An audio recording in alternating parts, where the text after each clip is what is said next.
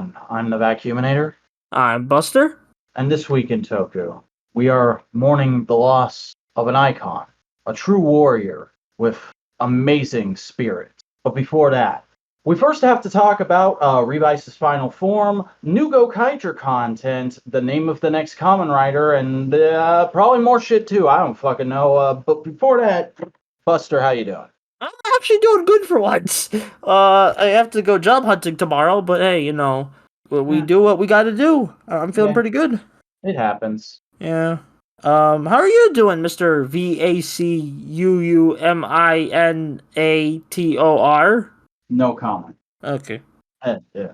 But what you should definitely comment on is this YouTube video or podcast upload. I don't know if there's comment sections on all the podcasting platforms, but if you can comment, you should comment because it probably helps us out in the algorithm. Don't forget to leave us a like and subscribe and ring the bell and all that stuff as well. Follow if you're on a podcasting platform. And if you want to keep up with everything we're doing as we're doing it, definitely follow us on Twitter at the Modular Media and join subreddit r/Modular Media because yes, I'm assuming you like this show if you're listening to it, so you'll want to keep up with what's going on with it and probably other stuff we're both doing. Yeah. All right.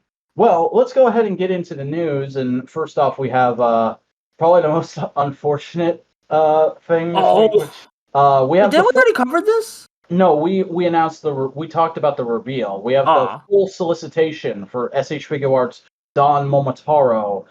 This is going to be coming out in October, and it will retail for 7,150 yen. And I have not checked the prices on any. I think that's like around $70. Yeah, I think so. Oh wow, the exchange rate's kind of crappy right now. It's $55 USD. Oh, dang. Yeah. Oh well, good time to buy Figuarts if you want to. Looks like a good figure. I already have like a Don Momotaro, but I'm willing to double dip, if only for the sword, because the change hero did not come with the sword. I am fairly tempted. The only thing I'm not liking about this figure so far, just in terms of sculpt, is the crotch area looks super gappy, like more so than usual. It kind of reminds me of when they did Spider-Man. Everybody was like, the crotch on that looks really bad, like it's super partsy and fragile. I kind of get a similar vibe here, but hopefully it's not bad. Yeah, it does look worse than Zenkaiger's. Like look at the comparison photo. Yeah, and people getting Zenkaiger and they like him, so hopefully this one will do good too. Yeah. Oh man, I can't believe I didn't realize until people started getting him in hand that Zenkaiger has a cloth cape. That's great. Yeah. Well, there's a couple more Figuarts announcements this week. Another one that's kind of coinciding with something that happened in terms of new releases this week. SH Figuarts Astra from Ultraman Leo, though this is specifically based off of his depiction in Ultra Galaxy Fight, is going to be coming out in October and will be retailing for the same price as Don Momotaro. Yeah. Apparently this character was barely in Ultraman Leo. Yeah, I was gonna say I've never heard of him before. Yeah, he was barely in Ultraman Leo, but you gotta promote that. Like, apparently he gets some pretty cool moments in the recent Galaxy fights. So hey, why not make a figure art? Yeah, and I mean it's not of an aesthetic I'm not really into in terms of suits. It's not a terrible design. Yeah, it's fine. All right. Well, our final Figuarts announcement this week is that we're getting another Ultraman Tiga. This time it's going to be powered type, and that will be coming out in May of next year. Also for 7,100 yen and 50 yen. Yeah, it sure is an Ultraman Tiga. I do like his suits. That's a red Tiga, all right. Look at him freaking suplexing a monster in one of these promotional images. Yeah, that's great. That looks straight out of the show. It's great. All right. Well, let's move on to some roleplay toy news, which is something I perfectly predicted last week. Agelius Driver is coming as a web exclusive. The DX Weekend Driver is going to be releasing from Premium Bandai in... Why did I put that at the bottom of the article? Pre-orders open on July 29th, and it should ship by November of this year. So when Revice ends! Yeah. Yeah. Just one last Revice toy for the road. Yeah, probably more, given that, Rider, this season, loves its Premium Bandai exclusive belts. Mm-hmm. So it's like, though this one is actually priced fairly well. It's the same price as all those Figuarts. yeah, better than like the $100 Demons driver. Yeah, I and do fucking, understand why it was $100, but still kind of pricey. wasn't Janine's driver like $80? Yeah, so it's cheaper than Janine's. So yeah. So if you like this driver design at all and you don't want to fork over the cash for Janine, this is probably a good second, I'd say. Yeah, and Hana's a good character, so I'd be tempted. And one last bit of roleplay toy news this week is that as has kind of become tradition with Toei shows, there's going to be a memorial edition of the DX Geartlinger, which will be a good bit bigger than the original DX toy. There will be no screw holes, and the gears are going to be die cast, and there's going to be just a ton of new sounds, mostly recorded by the actual actors this time around. And there'll be BGM tracks. Yeah. Nice. So if you're into that CSM kind of stuff, this'll probably be the Geartlinger for you. However, I'm definitely going to skip this release. I'm perfectly happy with the DX one I have. It does come with an Avataro gear, the Avataro Sentai gear, like mishmash that I think it was like they showed it in the show, but it was only like a small promotion item. Yeah, and I don't think it does anything unique in this, at least not from what I noticed when I first read through the article a few days ago. I see. It will be coming, pre-orders are going to be going up in July of this year with a release in January of next year, and the suggested price is going to be 13,200 yen or $102 USD. Sounds about like usual for CSM stuff. Yeah, fairly decent, I'd say. But now we get into actual show news, which is that we've gotten a proper look at Kamen Rider Revice's final form. I don't know if we've gotten the name yet, but essentially it's going to be back to Revi and Vice being two distinct suits. And it's going to be kind of an inverse of the original set of suits colors with a little more intricate detail. And quite honestly, I really dig it. I think it looks very very poppy, very flamboyant, but in kind of a badass way, very much like the original Revice suit did. It's a very good final form in my opinion. Yeah, this is a good suit. I like them. I like these a lot. I do like how like on the chest, like Vice has like a blue like crystal like on his chest, while like Revi has a pink one. That's great. Yeah. And the big honking tail on Vice. Yeah, and it's just the little devil horns both of them have. Yeah, these are just great suits. Honestly, they kind of go like after like kind of the disappointment of Thundergale, they go nice. Yeah, these are. I don't often say this with final forms, but these are suits I wouldn't mind having figured. Yeah, like they feel like a final form, if that makes sense. Mm-hmm. And it's definitely a step up from what we've been getting in recent years in terms of stuff like 02 and Cross Saber. And I like Cross Saber. Although I kind of that's really because it's blue. I can see that. Yeah, but they were very much trying different things with final forms, whereas this feels like kind of not even like what we've come to know as Heisei final forms, but like this feels like a Heisei Phase 1 final form. Yeah, I see what you mean. Like it definitely gives off Kiva final form vibes. Yeah. I can see it. Playing with the original idea, but in a different way. Yeah, more like powered way. Yeah. All right. Well, that's all we have to say on that. I'm pretty sure. Yeah.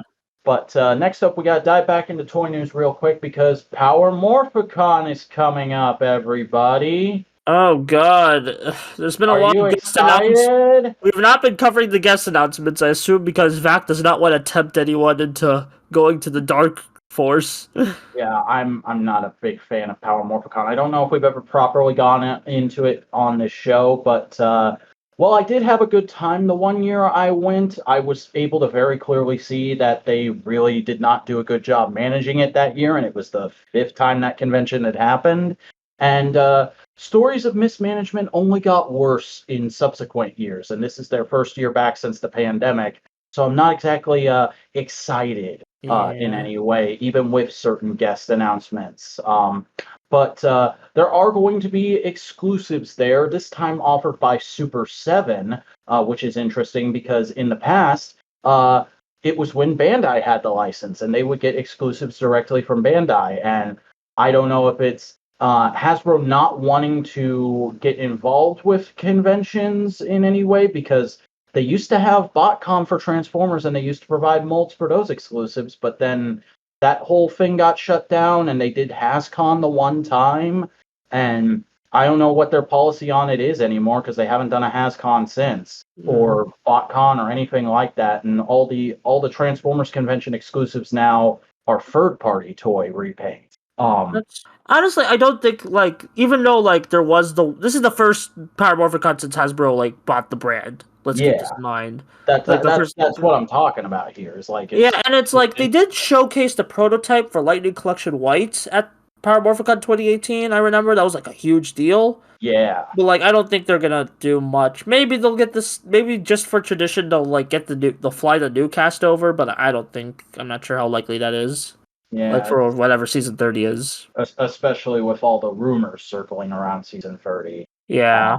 But the actual exclusive toys we are getting here are basically recolors of Super 7 stuff that's already come out. There's going to be black and gold versions of the Reaction Dinozord and Dragonzord, which the mock-ups don't look terrible, but I've never cared for these color schemes on these designs. And then there's going to be a oh god, what is this line called again?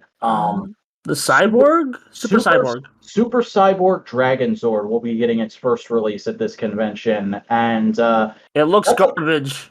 That's a line where I'm like, I get the idea behind it, but it does not appeal to me at all. Why it looks like? Why are they like? There's no paint. It's like there's a paper over it. Why? Who would want this crystal clear thing other than like, oh, it was a convention exclusive? I don't know. It's not an appealing toy. The idea is it's meant to harken back to Henshin Cyborg, which was like one of the precursors to Transformers and was actually a takeoff of the 70s 12-inch G.I. Joes. And there were actually Kamen Rider Henshin Cyborg figures back in the day. But it just doesn't work in the way they've been applying it to other robot designs. The reason old Henshin Cyborg figures are charming is because they're this very blank humanoid body with all kinds of techie detail inside. When you try and use it to show techie detail for something that already is a franchise thing, and you blank out a whole bunch of other detail by doing so, it looks weird, to my eye at least. Yeah, it looks just bad to me. It just looks like you just didn't finish the toy. But those will be available from for people attending Power Morphicon and people going on eBay afterwards. So if they at all tickle your fancy, you can probably pick them up for a decent price at some point. But all right, let's get to like actually good news, like back-to-back banger news. Hype shit that happened over the last couple nights. First of all, the next Toei Tokusatsu fan club special has been announced, and it's fucking Twokaiser versus Gokaiger. We're not just getting it in the Lupin, like the new crossover movie that still has yet to be subbed. No, we're getting it like its own special. Gokaiger's never dead. Remember when we thought Ted Gokaiger was the last time we'd see these guys? Yeah, no, Gokaiger is eternal. And the plot for this sounds fucking wild, because apparently both Flint and I'm are marrying monsters, and Marvelous and Zox are just losing it over it, and they're trying to figure out if it's like an evil plot or not. Yeah. And I'm like, this sounds like a bunch of goofy bullshit, and maybe we'll get to see these characters fight. Yeah, this definitely does sound like a lot of fun. Really excited to watch this. Yeah, this is coming out on June 5th, and I hope it gets subbed as soon as possible after that. Yeah, I'm very excited for this. This is probably the most excited I've been for a Toei Tokusatsu fan club, like, just based on the announcement. All right. The next thing we have to talk about is the Sixth Ranger for DonBrothers has finally been revealed because, well, apparently he's a fucking plot twist, but we'll talk a little bit more about that in a little bit. Uh, Don Dragoku is how I'm going to say you pronounce that. Is coming, and we've got all kinds of promotional images of his toys, which don't look great. okay, yeah, the Change Hero could be better. Maybe it's just the gold and yellow on Change Hero molds aren't the greatest, but the Yeah. Change Hero could be better, which is kind of shame because I was collecting that line. I'm not sure if I'll go for that one specifically. The I still helmets want to get, also seem just a little over designed. yeah, With like the chest symbol also being the same design. yeah, I like there's two variations. There's a Toro Dragoku, and then which is like his base form with like red and gold, and then he has a Don Bolt, which is his silver armor, kind of like just like two forms you can switch to, kind of like Which is Twokaiser. another thing that kind of irks me with this. It's another silver gold ranger. Yeah, kind of what, and it's kind of sucks because he has a green altar and it looks freaking amazing. Yeah, that looks like a fun toy. I hope they do something cool with it. Yeah, yeah, and I do like the red and gold suit. It just the silver one just does nothing for me. Also, he's Uh, apparently based on Monkey King. yeah, like Journey to the West. Very very good, cool idea. Yeah, I do like his role play weapons. One of them reminds me of the Tajador spinner from O's. Yeah, it doesn't like it's really gonna depend on what the sounds on that thing are for me to decide if I'd want it or not. Yeah, it kind of is a bit bulky, and we actually get like the first look at Six Ranger Avataro gears. We get like Kirame Silver, Twokaiser, both. Tommy, Yeah, both of Tommy's Ranger forms, which is suspicious. I'm like, okay, but maybe those rumors are bullshit because, like, I think Hasbro might be like breathing down their neck saying, "Put Tommy stuff, put Tommy stuff. We're gonna use this later. Just, I don't care. You can put the CGI dog. Just put Tommy stuff. You know." I mean that and what was it the Dragon Zord armor in Yeah, Zenkaiger. What if they're yeah. just jumping straight to Zenkaiger and they're going to go back to Disney era adapting right on the heels of Sentai?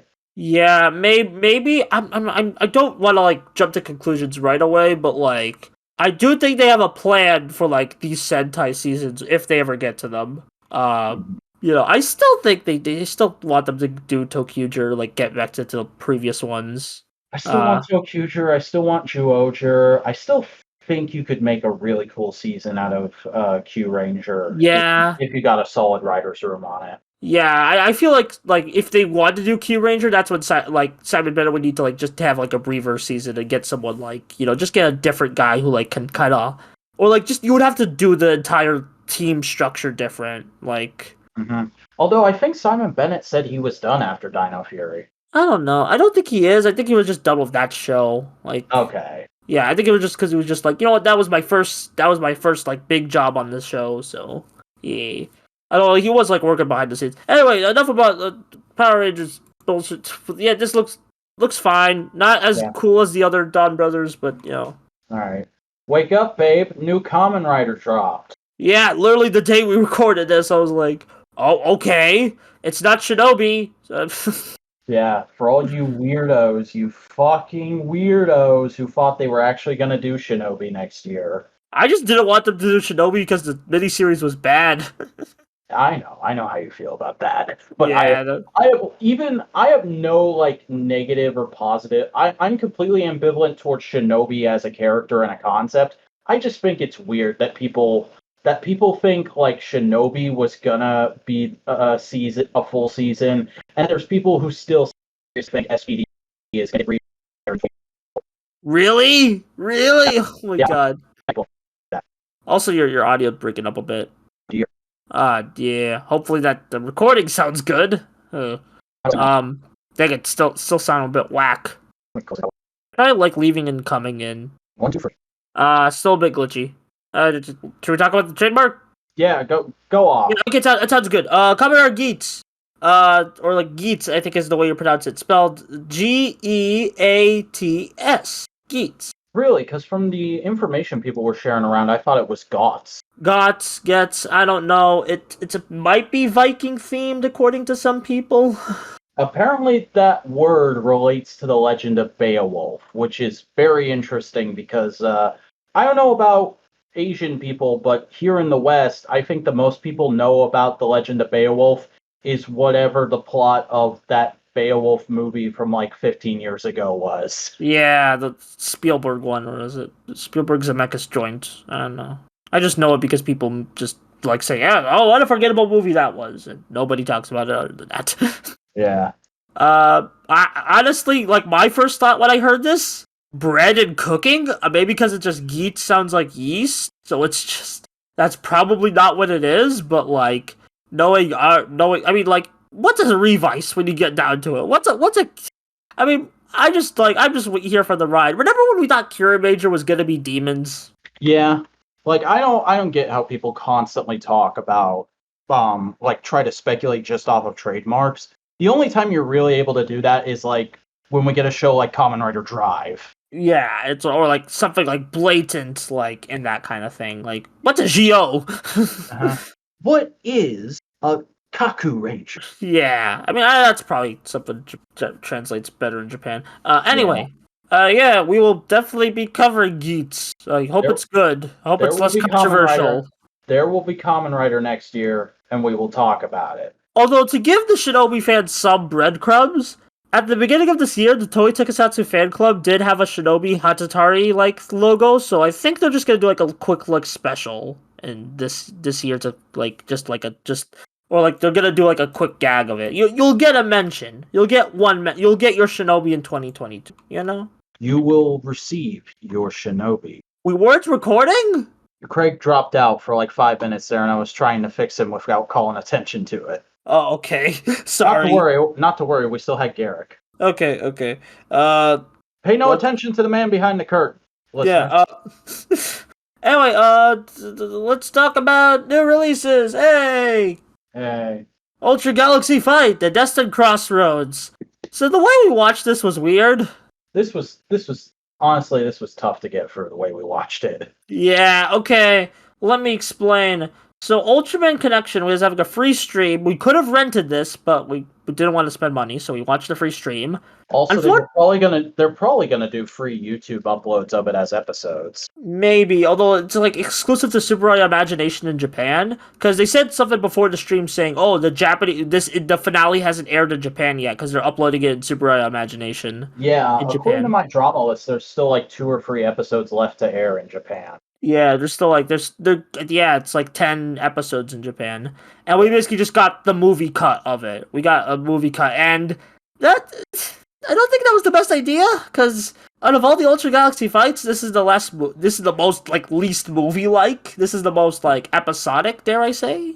Okay, so I just double checked. Episode 6 of 10 airs on Thursday. Yeah, so if you're a Japanese fan and you don't gonna spoil it. Yeah, but man, it's all over the place. And like there's stuff I enjoyed, there's stuff I found kind of grating, but mostly it was just like it's one of those things where I start watching it and I'm trying to really be into it, and then by halfway through I'm checking my phone going, how much longer is this? Yeah, this really should have been episodes. Like, and it also didn't help that I don't like English dubs, and this was the English dub, and a lot of the voices sounded very samey to me. Yeah, that's fair. They're very cheesy dubs. They're not as like professional as like, because from like what I saw of the credits, it's one of those dubs that's recorded in Japan, so it's even lower quality than normal because a lot of the actors are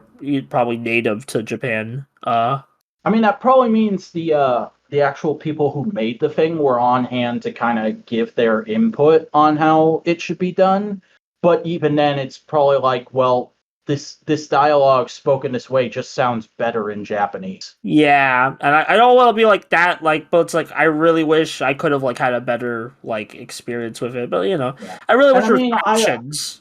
I don't want to just dunk on it across the board. There were some performances I like. I really liked the guy who played Tregear. He sounded both in this and in Absolute Conspiracy. He sounded like he was really trying to come up with a unique voice that fit the character. Yeah, very British, as we joke. In the Ultraman fandom, very British Tregear. That's just funny to me.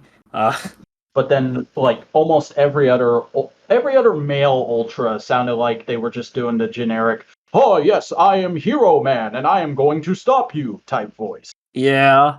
Let's get into actual contents of the special. Yeah, the Absolutians are still doing their fuckery, and everybody's trying to pull together resources to stop them. There's a whole lot of little training subplots that are cute, and at the end we reveal that like actually those episodes of Trigger take place after this. Yeah, because the post-credit scene is literally just like, we got a few more lives on these guys left, and it's like, oh, then they're watching like an Ultraman Trigger battle, like on a green screen, and it's like, oh, okay, so it's like, and like it does conclude a lot of like the stuff that was set up in Absolute Conspiracy, but still like sets up like a lot more like They spend a lot of time talking about Regulus and his powers and how cool they are. Although I do like Regulus. Kind of feel like he was wasted here. Really wish we got more of him. Yeah, like and it's especially annoying because the moments he gets, it always feels like they're shoving Reboot to the side to make Regulus look cool. And I'm like, you just introduced Reboot in the last miniseries, and he's awesome. What are you doing? Yeah, although Reboot was in the first Galaxy fight, not just in Absolute Conspiracy, and he's also he's also one of those Ultras who has a weird backstory because he started in Malaysia. And it just Sakamoto liked him a lot, so he just put him into Ultra Galaxy. And there's a lot of like cool cameos. There's a lot of characters like that in this. Yeah, you got the anime USA Ultras. Jonius comes back. Ultraman Nice and Great are Zerf. No, it's Nice and Zerf and Nice are here. And Ultraman Boy is there. Yeah, that's the most hilarious name ever. I was like, why is he just called Ultra Boy? He's like Ultraman Boy. But like Zerif and Nice are like my favorite parts of this, and they actually got me like researching where did they come from, and I might have a video about that sooner or later. I don't know when, but it will happen. I will make a video on Zerif and Nice because I do have a lot of stuff to say about them. It took me a minute to understand what they were going for with that subplot, but I eventually got behind it. Yeah, I was like Zerif and Nice, like they're like in stage shows, they're like a comedy duo. So like that recontextualizes like their kind of like actions here. Like this is really one of those times where it's like I like this. Would have liked it if we had options to like watch the sub so I could better understand it. But it'd be that way.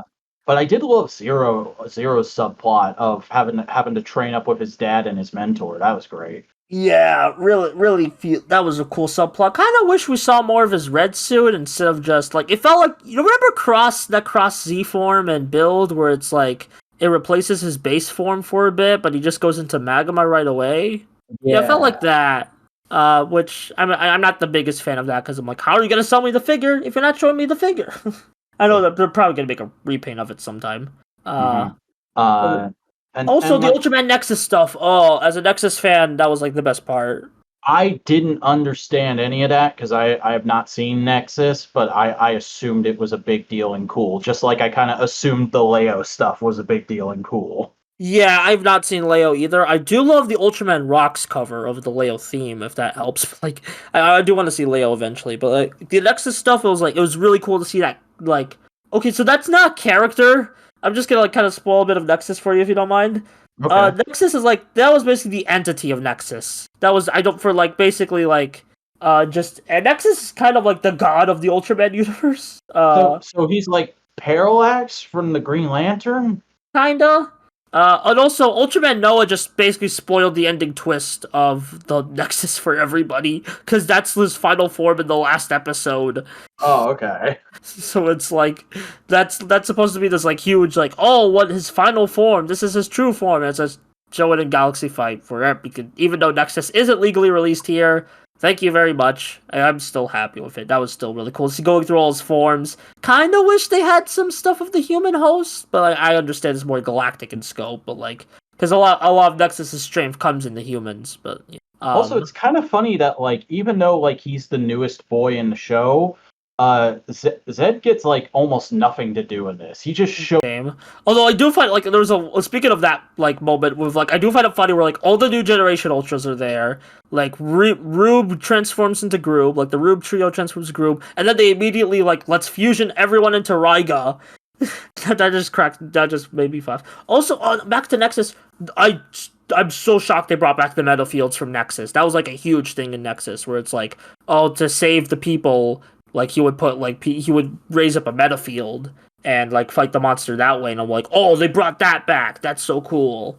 And it's like basically that entire like Ultraman USA Nexus plotline was like my favorite part of it. It was just nice seeing the suit again. Like even if he doesn't talk, it was just nice seeing the suit again. Yeah, I wish they'd have like explained some of that stuff a little more, because that's why I liked Absolute Conspiracy. It felt like some of my favorite event comics, where like you read them and there's tons of shit going on and they're paying off shit and setting stuff up, but you never feel entirely lost. It feels like a good bombastic entrance point into the universe. This feels like the kind of event comic that just doesn't have time to hold your hand. It really, yeah, that's basically it. What else?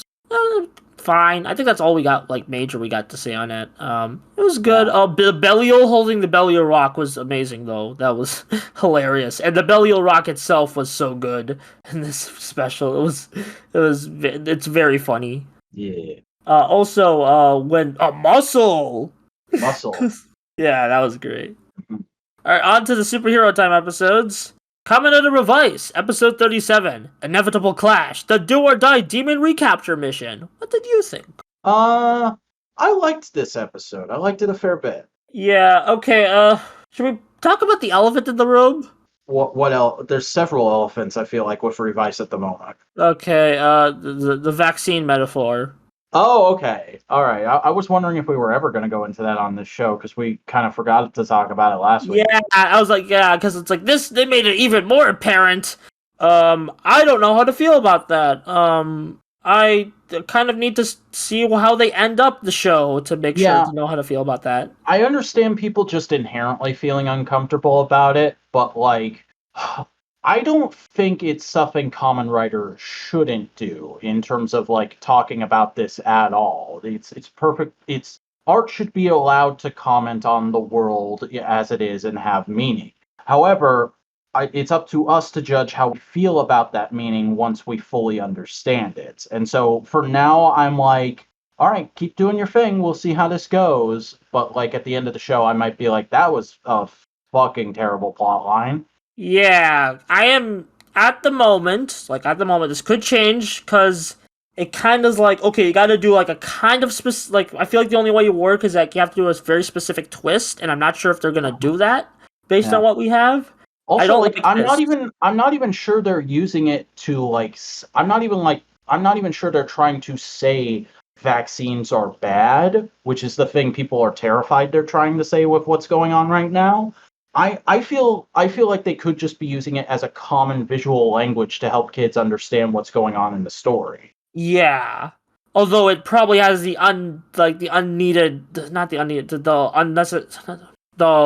side effect of possibly accidentally saying that, Planting that idea. Yeah, and I feel like in a kids show that's very irresponsible. Now, I feel the specific twist I was mentioning, they kind of have to prove the weekend are bad. And I don't think the show wants to do that, so yeah. Because the weekend now are being very much placed as like resistance rebellion type heroes of like we're the last hope for humanity underground. It's us against this massive evil empire. But the problem is that evil empire, as a cover for the evil thing they're doing, are distributing vaccines against the monsters. Yeah, and basically they're saying, "Oh, freedom!" Like in the subtitles, they talked a lot about freedom, and I'm like, that kind of made me go, "Yikes!" Again, at the same time, we'll see how this plays out.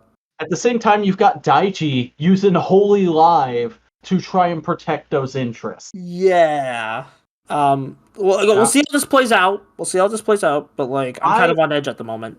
I really feel like we're headed for the return of Kamen Rider Evil. Like I think we're doing a thing with Daichi where it's like he means well, but he's diving so headlong into his ideas that he's allowing them to be corrupted. Yeah, maybe we'll finally get like Hell Evil. I don't know what the Evil. Just give Evil a power up or something. I don't care if it looks doo-doo. Just do it. Or like just evil himself is just a good suit. Just have that. Kamen Rider evil dickhead form. Yeah, baby. I mean, he already kind of looks. Well, kind of dildo-ish. Yeah, but like I do want to mention that because I feel like it would be a disservice if we didn't mention that because that is happening in the show. So, but I mean, like the rest of the episode's a lot of fun. I like the dueling subplots of Iki and Sakura going on a mission while Hana and Meat Shield Man go on a mission. Yeah, God, Hikaru. I mean, they try to give Hikaru personality, but I'm like, nah. Just that man has less personality than Trini in MMPR. Yeah, it's like no. I'm sorry, that's a disservice to Trini. He has the same amount of personality as Richie from MMPR. Yeah, Richie. Yeah, he's a very. What if that's what would happen if Richie became the White Ranger? We finally have our answer. We finally know. We've visited the alternate timeline. Yeah. Overall, yeah, the Dodgy stuff was really good in this, I will say. Like, the character conflict. And I do feel like they're finally contextualizing his losing and, like, his constant L's in, like, a very interesting way. And I'm like, I think that's what was missing from his previous losses. Because it's just, now they're actually, like, doing interesting story stuff of his loss. The problem was that he's losing. The problem is that he was, like, it wasn't really well-written losses, you know? Yeah. But I mean, those last couple minutes were great. Him just running up on Iki and losing it, and then fucking the boy's back. Yeah, Hiromi just out of nowhere being like, I mean, we already know he was fine, but like, I guess he got his memories back thanks to the Dear Gagaga special we didn't cover, and I don't think we ever will because why? I haven't seen it get subbed. It is subbed, I think. Okay. Nobody talked about it, I guess. Yeah. But, like, I was expecting it was either their dad or legitimately Gas. Yeah, I hope we see the return of the demon suit and Hiromi gets some wins, because, while I do like Hiromi, a problem with his tenure as demons in the first half was he didn't get many wins, even though he kind of deserved a few. Yeah. And, like, even his final battle was, like, such a whatever fight. Man, I just realized fucking Daiji really took on Hiromi's role in a lot of ways, didn't he? Yeah, he really did. I'm sorry if I'm being a bit negative. I do like the episode. Like, Hana's great. Like, Janine, like, does some cool stuff. There's even a great moment with Tamaki at the start of the episode. Yeah, Tamaki, nice guy. I love him. I love that he used the Weekend fucking tie as a headband. Yeah, oh, that's great. Yeah, he's such a dork. I love him. But yeah, this episode, it's another one of those Revice is building. I don't know what it's building to, but I hope it's good, and I'm excited / scared for the final form episode. I mean, payoff episodes in this show have not let me down yet, so... Yeah, I just... yeah, hope so. Alright, let's everyone, let's go to the funeral, everybody. Avataro Sentai DonBrothers, episode 13. Goodbye, Taro. The funeral, let's all go to the funeral, let's all go to the funeral and pay our respects. Yeah. This is like the most shocking end to a Sentai end first arc ever? Though, given that title, it really shouldn't be. Like, this is fucking Burai dies energy. Yeah, you're right. Because I was like, they call it Goodbye Taro, and we thought it was like, because they didn't show anything of spoilers. Taro dies. In the preview. And it happens in like the last 2 seconds of the episode. Yeah, and it's like we thought Goodbye Taro would just be like something Sonoy would say, just be like, I found out you're the Donbrother. I don't want to be with you anymore. Bye. But, like, no, he'd just be like, no, goodbye! Yeah, because... And we actually get a good bit of world building in this episode with, apparently there's a council that tells the Cerebrains what to do. Yeah. And, like, they're mortal enemies of Taro's family. And the Dawn Clan.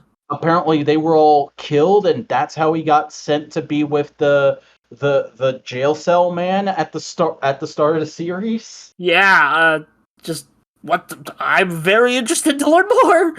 It's that whole, like, they're answering a bunch of questions and making us ask 2 new ones for each answer, which at this point, I'm fine with.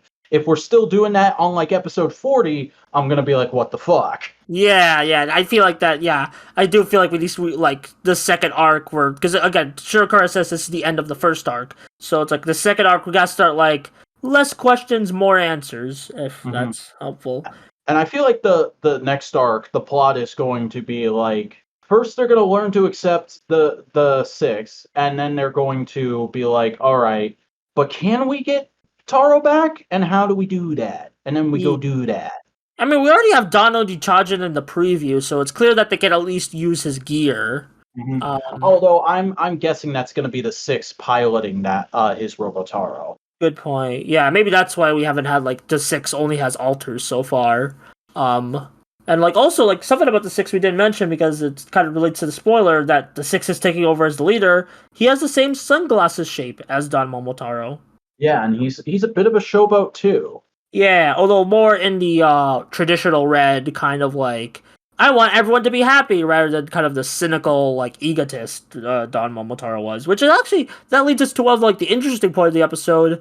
We basically all like this is like the culmination of all of Don Momotaro's flaws as a character. Yeah, because everybody's like, can't you just say one nice thing about people?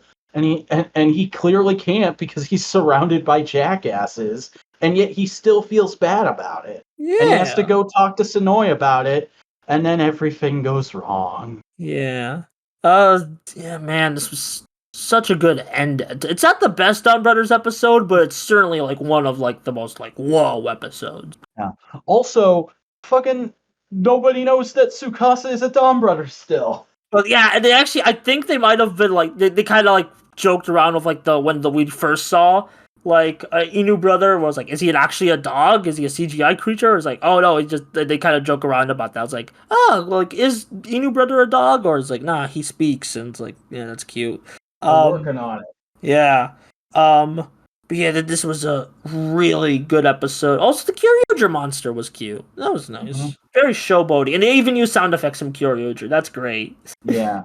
I don't think like any of the other Sentai bestials have done that yet. Yeah, though I did just realize when we get Don Momotaro back, because we're getting him back. Yeah, there's like him and Don Dragoku are gonna be like the biggest fucking chaos gremlins in Sentai history. Yes. Oh god, I am so excited for it.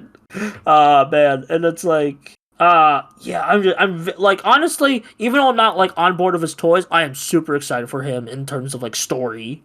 Like, what's he gonna do? Like I said on Twitter, he's got to be one hell of a character based off of those toys not getting me excited, and it seems like they might be headed in an interesting direction. Yeah, especially based on the preview.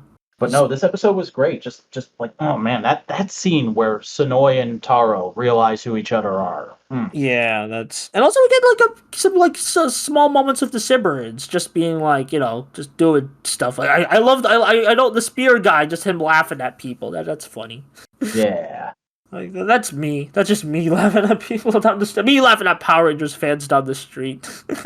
honestly, I've heard your laugh. It's fairly close. Yeah. Oh dang it.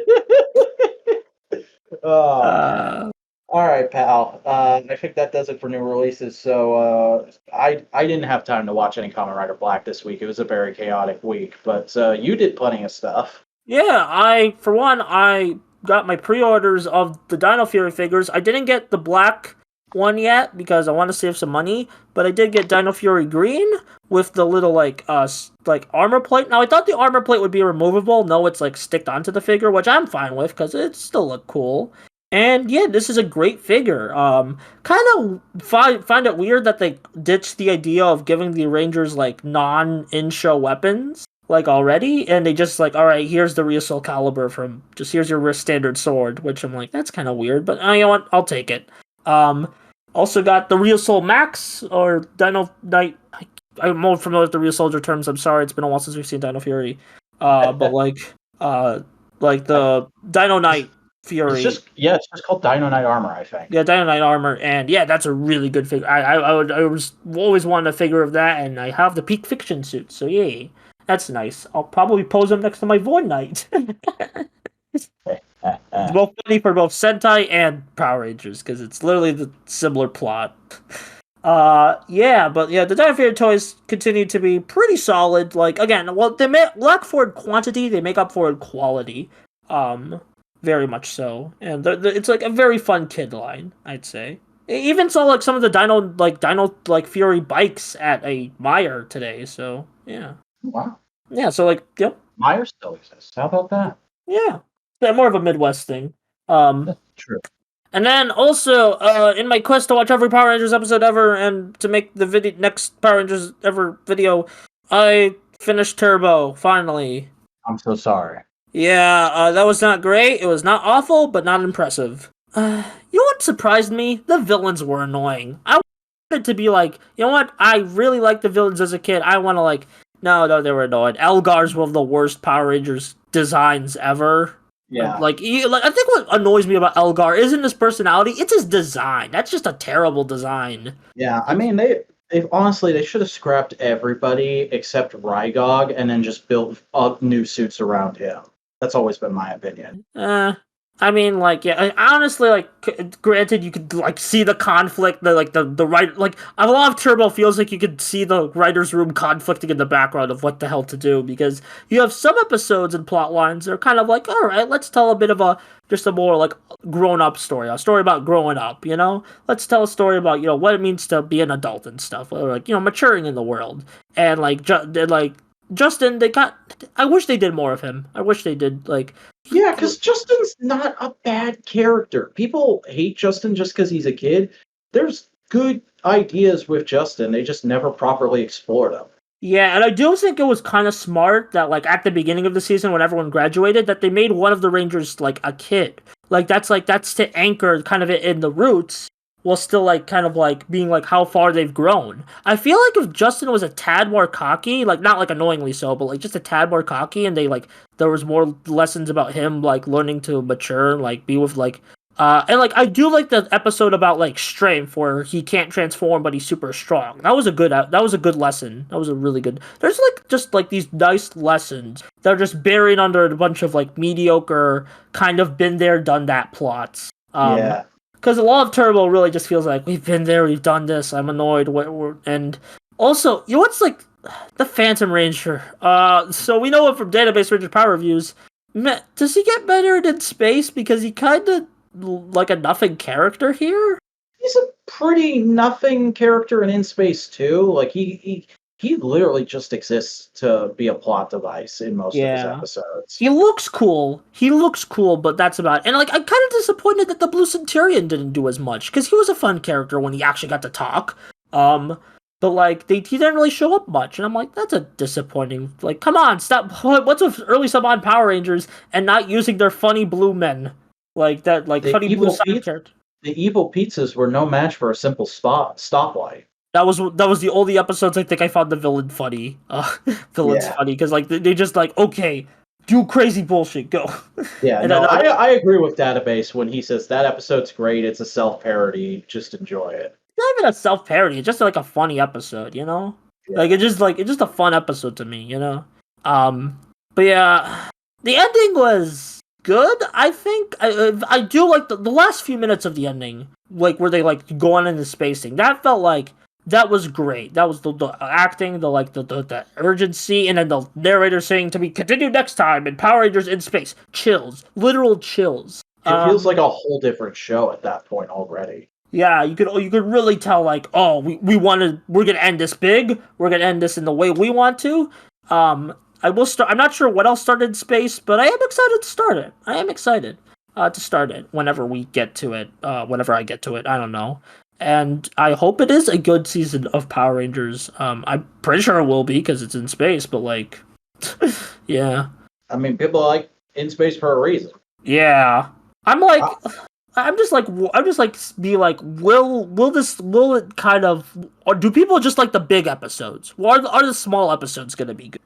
There's some fun ones in there. I like Satellite Search and Craterite Invasion, and nobody ever talks about those. Yeah, I just need like I think like a lot of like me judging the hype of in space will be like okay the big episodes are probably gonna be good I know will the smaller ones keep my attention that's where we're gonna find out whenever I get to in space maybe next week maybe later I don't know. Although like the turbo video is gonna be bundled with the end space video, so until I finish in space, you're not gonna see my full like turbo. Although I will say a bit behind the scenes, the turbo one was the turbo one was a bit hard to write towards the second half. People said the second half was better. I think it might have been a tad worse. Like the characters are better, but the episodes themselves are just kind of boring.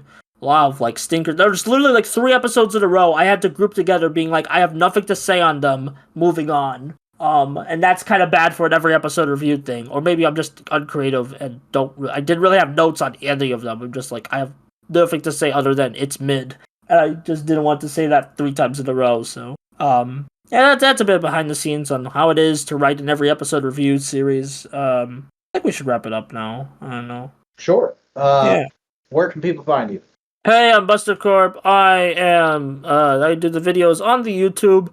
By the time you're seeing this, I will have put out a new Kamen Rider analysis. Hey, on Kamen Rider Kuga. You might like that, because Kamen Rider's cool, and Kamen Rider Kuga's cool, and yeah. Kuga is crazy, man. Yeah, Kuga's crazy good. Yeah, and you can follow me on Twitter at BusterBluey3, and also support my Patreon if you want your name at the beginning of the videos, and to see my videos early. Hey! And I'm the Vacuuminator. I make videos or stuff, and they're at youtube.com/thevacuuminator. I'm also on Twitter and Instagram. You can probably figure that out, can't you? Are you smart? Are you a smart person? Are you smart enough to realize that that's everything for this week in Toku? And we'll see you back here next week, where we'll talk about whatever happens that week in Toku. Are you smart enough to figure that out, huh? Are you? Fifth grader? Hey! Christ.